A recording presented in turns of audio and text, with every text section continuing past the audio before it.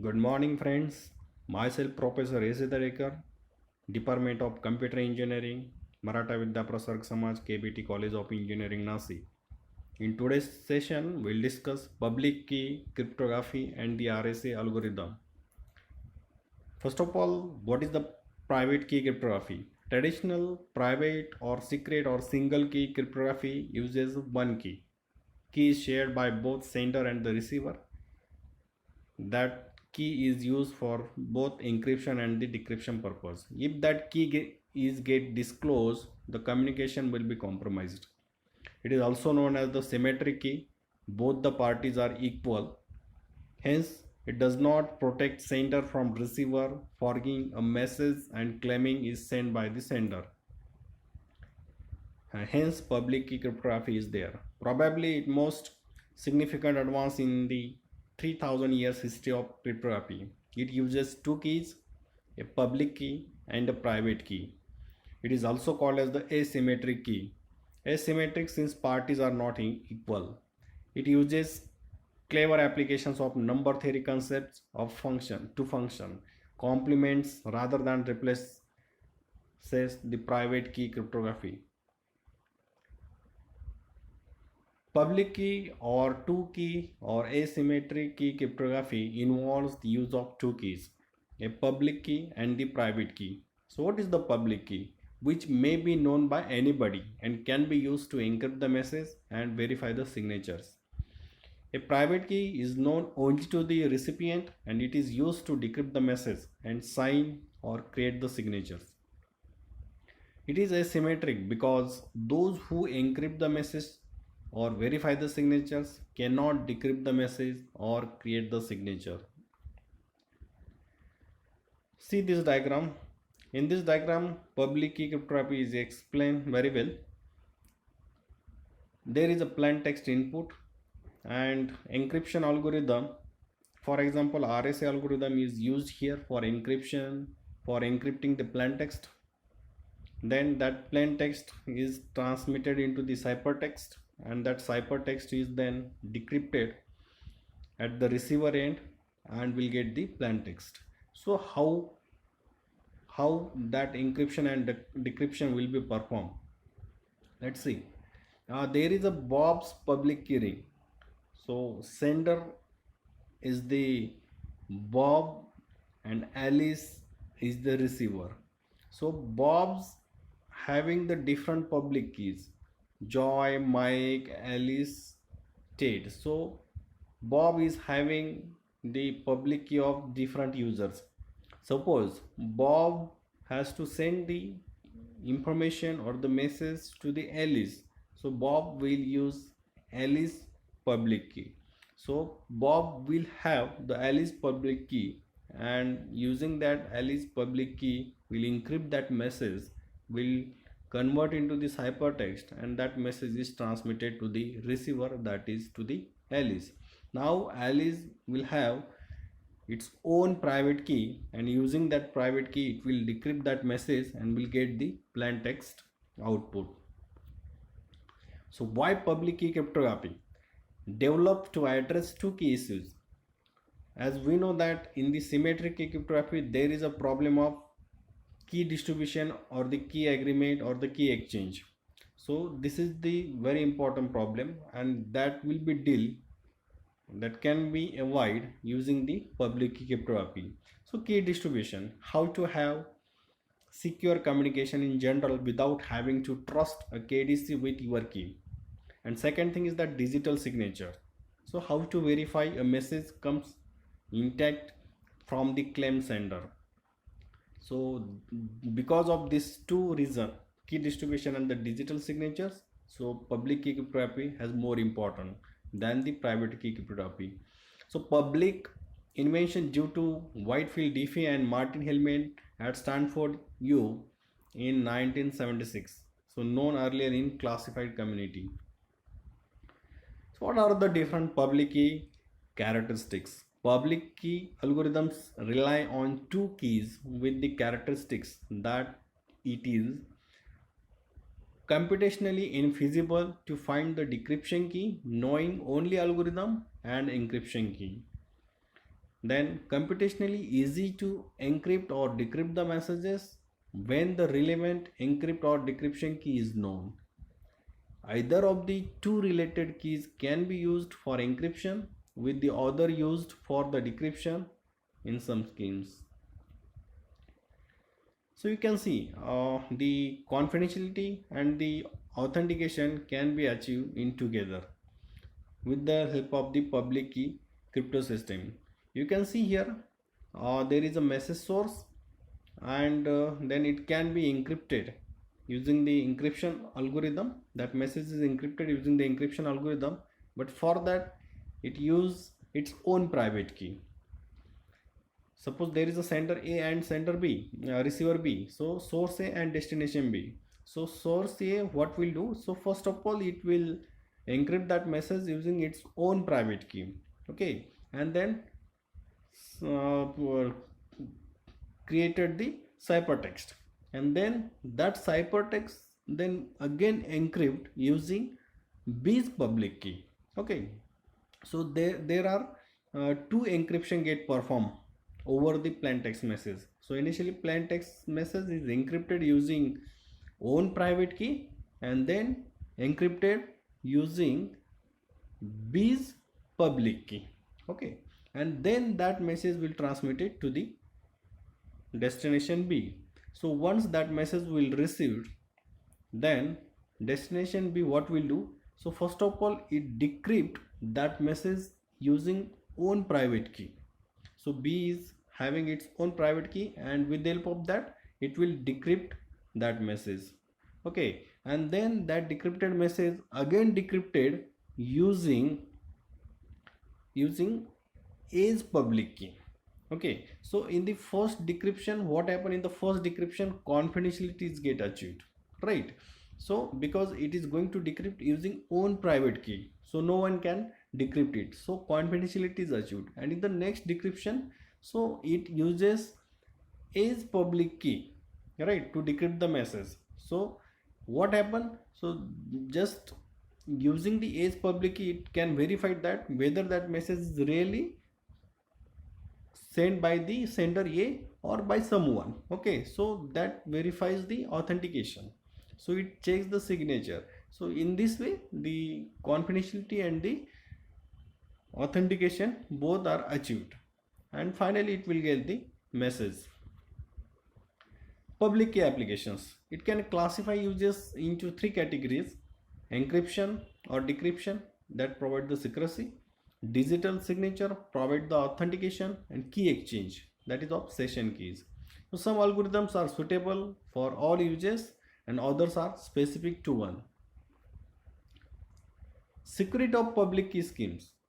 Like private key schemes, brute force exhaustive search attack is always theoretical possible, but keys are too large, that is greater than 512 bit. Security relies on a large enough difference in difficulty between easy and hard, because easy for encryption decryption and hard, that is for the cryptanalyze problem. More generally, the hard problem is known, it just made too hard to do in practice. It requires the use of very large numbers, hence it is slow compared to the private key schemes. Now in this session we'll see the RSA algorithm, that is the public key cryptography. RSA is developed by three men, Reves, Shamir and Edelman of MIT in 1977. It is best known and widely used public key scheme. It is based on exponentiation in a finite Galois field over integer modulo prime. So exponentiation takes big of log n raised to cube.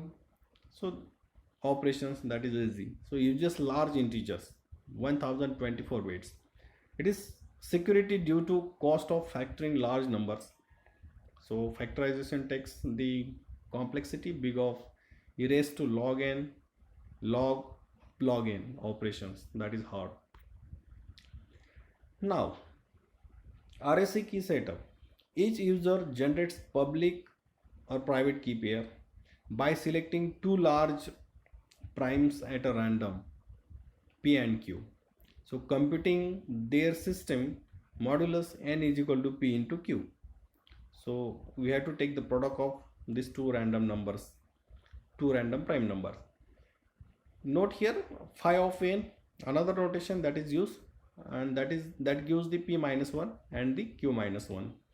Selecting at random the encryption key E, and it should be in between 1 and the phi of n. So how we can select the E? So GCD of E comma phi of n should be equal to 1. So greatest common divisor of E and phi of n should be equal to 1. So we can say that it is relatively co-prime. So the value of E should be co-prime with the phi of n. So their common division factor should be equal to 1. So solve following equations to find the decryption key, and that equation is E into D is equal to 1 mod phi of n, and that D should be in between 0 to n. So publish their public encryption key, that is E comma n, and secret private decryption key, that is kr equal to D for decryption key, P comma Q. Now RSA use. To encrypt the message M, the sender obtains the public key of recipient, that is KU is equal to E comma N, and it computes C, that is ciphertext, is equal to M, that is plaintext, raised to E mod N, where M should be in between 0 to N. So to decrypt the ciphertext C, the owner, so it uses the private key obviously to decrypt that message. So it required the three values. The one is that decryption key, value of P and the Q, and it computes, that is will get the original plaintext, that is M message is equal to ciphertext C raised to D mod N. So note that this message M must be smaller than the modulus N. Why RSA works?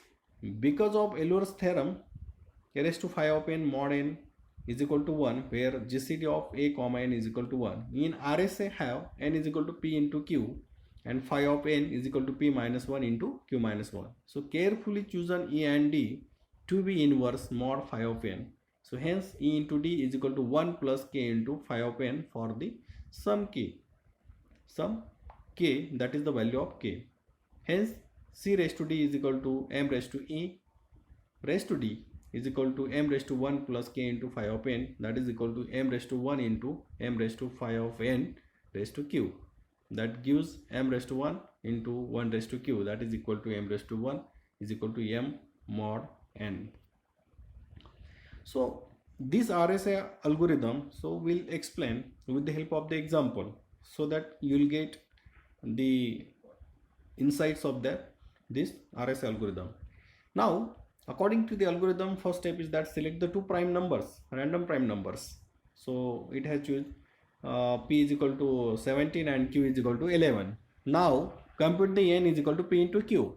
So it will give 17 into 11, that is equal to 187. Now compute the phi of N, that is equal to P minus 1 into Q minus 1. So that will give 16 into 10, 160. Now the first step is that we have to select the value for the E, and that is used for the encryption key. So how to choose that? So the value of E should be co-prime to the 160. It means that greatest common divisor of E comma 160 should be equal to 1. So we can choose E is equal to 7. So when we consider the factor of 7 and 160, so it will give the common factor of 1. Now determine D. DE is equal to 1 mod 160 and D less than 187. So DE is equal to 1 mod 160, that is nothing but 1 plus K into phi of n. So value is D is equal to 23, since 23 into 7 is equal to 161, 1 into 160 plus 1, right? So here the value of K is equal to 1. Now in this way, when we put the value of K is equal to 1, so you will get the 161, and from this equation, you can easily find out the value of the D, that is 23. So public key k is equal to 7 comma 187 and secret private key, that is 23, and pq value 17 and the 11. So it is very easy to calculate the value of D from the equation. So in this way we can calculate the public and the private key. Once we get the key pair, then we can easily encrypt and decrypt the message. Now sample RSA encryption and the decryption is given message m is equal to 88. Note that 88 should be less than 187. Encryption c is equal to, that is hypertext, is equal to 88 raised to 7. 7 is the public key, mod 187, that will give the 11. Now how we'll get the plaintext? So plaintext is equal to 11, that is hypertext raised to decryption key 23 mod 187, that will give the 88, that is the original plaintext. Now RSA key generation. Users of RSA must determine two primes at a random P and Q. Select either E or D and compute the other. Primes P and Q must not be easily derived from the modulus n is equal to P into Q. So means it must be sufficiently large and typically guess and use the probabilistic test. So exponents E and D are inverse, so use inverse algorithm to compute the other. RSA security. Three approaches to attacking the RSA algorithm. The one is that brute force attack, that is very well known, infeasible given size of the numbers.